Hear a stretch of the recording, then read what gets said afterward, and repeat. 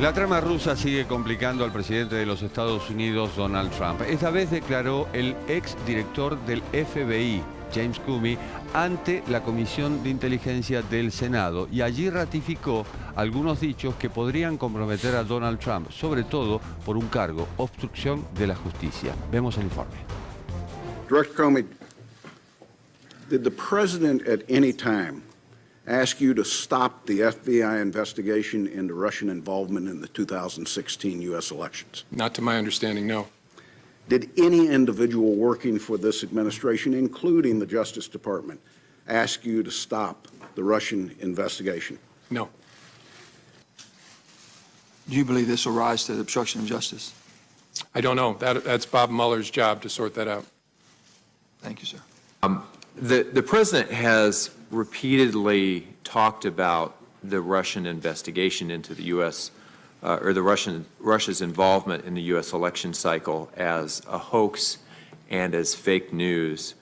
Can you talk a little bit about what you saw as FBI director, and obviously only the parts that you can share in this setting, that demonstrate how serious this action actually was and why there was an investigation in the first place? Yes, sir. There should be no fuzz on this whatsoever. The Russians interfered in our election during the 2016 cycle. They did it with purpose, they did it with sophistication, they did it with overwhelming technical efforts, and it was an active measures campaign driven from the top of that government. There is no fuzz on that. It is a high confidence judgment of the entire intelligence community, and the members of this committee have seen the intelligence. It's not a close call. That happened. That's about as unfake as you can possibly get, and is very, very serious, which is why it's so refreshing to see a bipartisan focus on that, because this is about America, not about any particular party. Why do you believe you were fired? I guess I don't know for sure. I believe I take the president at his word that I was fired because of the Russia investigation.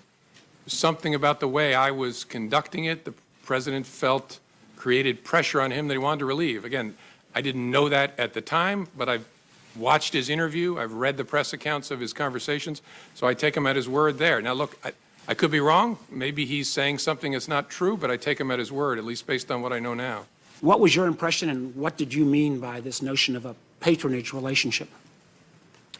Well, my impression, and again, it's my impression, I could always be wrong, but my common sense told me that what was going on is either he had concluded or someone had told him that you've already asked Comey to stay and you didn't get anything for it, and that the dinner was an effort to build a relationship, in fact, he asked specifically, of loyalty in the context of asking me to stay. And as I said, what was odd about that is we'd already talked twice about it by that point, and he'd said, I very much hope you'll stay. I hope you'll stay. In fact, I just remembered sitting here a third one. When my common sense, again, I could be wrong, but my common sense told me what's going on here is he's looking to get something in exchange for granting my request to stay in the job.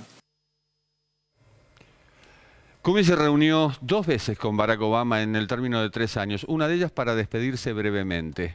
Con Donald Trump se reunió 9 veces en apenas 4 meses. Natalia. Bueno, la sentencia de los influyentes diarios de los Estados Unidos dicen simplemente esto.